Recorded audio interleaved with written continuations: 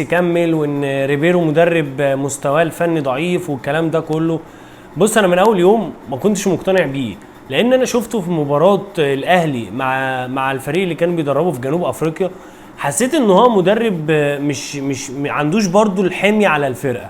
تمام، ده رقم واحد. رقم اتنين، انت النهارده احنا شفناه في مباريات كتير، لعب 7 مباريات مع النادي الاهلي في مجمل بطولات كاس العالم والدوري، ما قدمش اي مردود مع الفرقه، ما قدمش اي حلول تكتيكيه في الملعب، ما قدمش، ما فيش لعيب. يعني انت جايب لعيب كلها جاهزه، انت مش هتكتشف لعيب جديد، انت جاي لك لعيبه كلها اسماء ولاعيبه كبيره. فانت اللي مطلوب منك ان انت تقدمهم بشكل تكتيكي في الملعب، او يعني تعلي من مستواهم مش تقلل منهم. فانا بشوف ان المدرب هو اللي بيتحمل النتيجه النهارده قدام بيراميدز.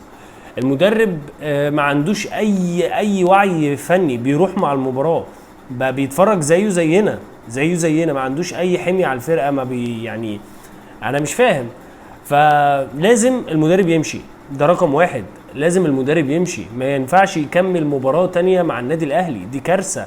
لو كمل تاني مع النادي الاهلي هيحصل مشاكل كبيره جدا في الفرقه. مدرب ما عندوش اي